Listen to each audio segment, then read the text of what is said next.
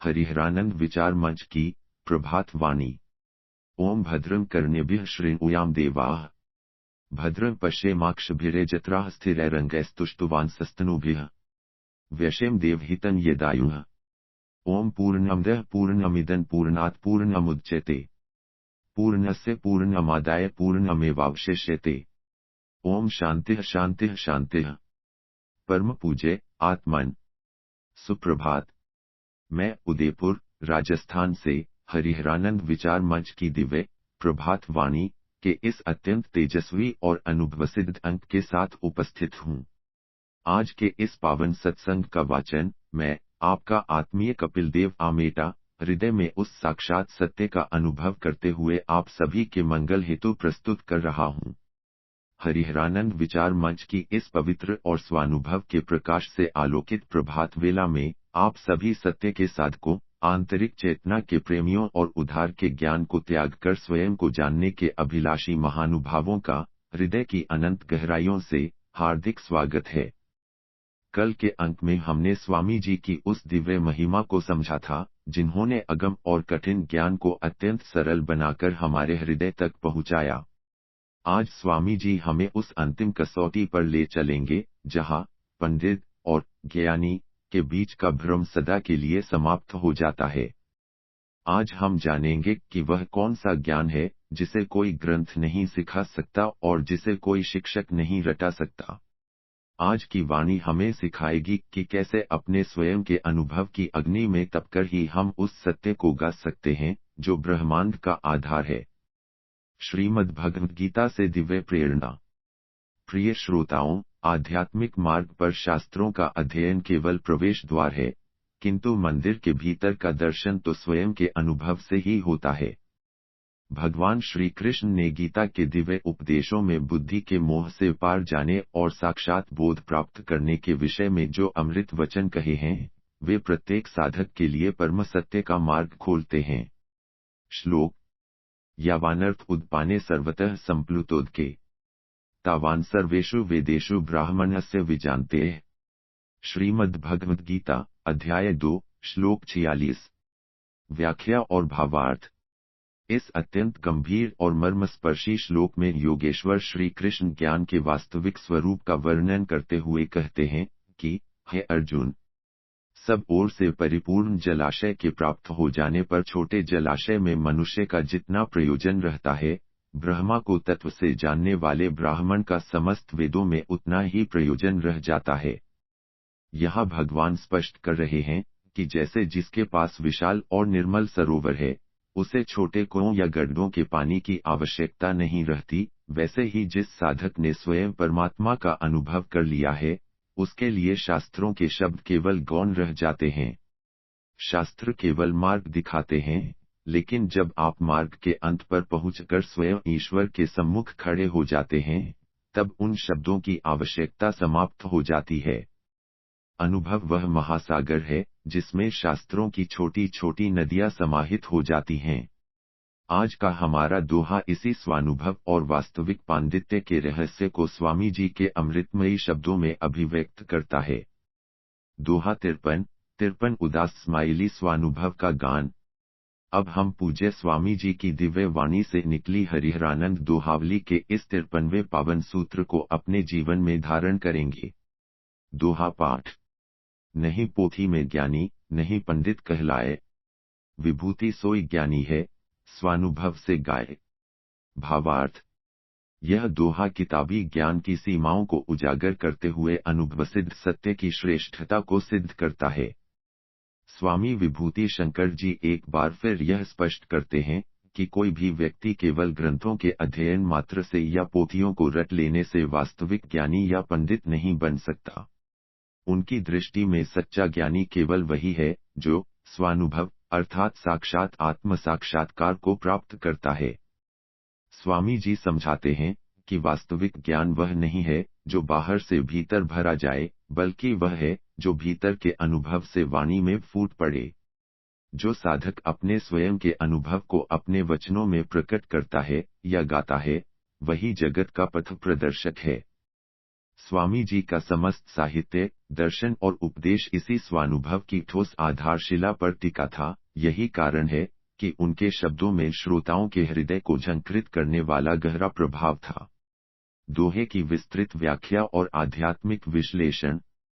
प्रिय आत्मन, इस दोहे में छिपे हुए सत्य के मर्म को आइए मैं, कपिल देव आमेटा, अत्यंत विस्तार और सूक्ष्मता के साथ आपके समक्ष विश्लेषित करता हूँ। एक पोथी में ज्ञान का अभाव, सूचना बनाम अनुभव। संसार में सूचनाओं का कोई अंत नहीं है। हजारों वर्षों से हजारों ग्रंथ लिखे जा चुके हैं। स्वामी जी कहते हैं कि इन पोथियों में केवल सत्य के संकेत हैं, सत्य स्वयं वहां नहीं है। जैसे नक्शे में नदियां दिखाई देती हैं, पर नक्शा प्यास नहीं बुझा सकता, वैसे ही ग्रंथों में ईश्वर की चर्चा है, पर ग्रंथ ईश्वर का साक्षात नहीं करा सकते। केवल पोथियां बांचने वाला व्यक्ति एक संग्रहकर्ता हो सकता है, लेकिन वह ज्ञानी नहीं कहलाता। ज्ञान वह है जो आपकी चेतना का हिस्सा बन जाए, न कि केवल आपकी याददाश्त का। दो पंडित कहलाने का दंभ, अहंकार की बाधा। अक्सर थोड़ा सा शास्त्र पढ़कर मनुष्य स्वयं को दूसरों से श्रेष्ठ समझने लगता है। यह पांडित्य का अहंकार ही सत्य के मार्ग की सबसे बड़ी रुकावट है। स्वामी जी इस पर प्रहार करते हुए कहते हैं कि वास्तविक पंडित वह नहीं है जो दूसरों को प्रभावित करे, बल्कि वह है जो स्वयं को शांत और मुक्त कर ले। जब तक ज्ञान प्रदर्शन का माध्यम है, तब तक वह केवल बौद्धिक कसरत है। जिस दिन वह आचरण में उतरता है, उस दिन पांडित्य सार्थक होता है। तीन स्वानुभव का महत्व। साक्षात प्रतीति। स्वामी जी के दर्शन का केंद्र बिंदु स्वानुभव है। इसका अर्थ है स्वयं का सीधा अनुभव। जैसे आग के बारे में सुनने से हाथ नहीं जलता, उसे छूने से ही उसकी गर्मी का एहसास होता है, वैसे ही परमात्मा की चर्चा करने से आनंद नहीं मिलता, बल्कि उनके नाम और रूप में डूबने से ही वह सुख प्राप्त होता है। स्वानुभव वह गवाही है जिसे संसार की कोई भी शक्ति झुठला नहीं सकती। जब साधक अपने भीतर उस दिव्य ज्योति को देख लेता है, तो उसे फिर किसी बाहरी प्रमाण की आवश्यकता नहीं रहती।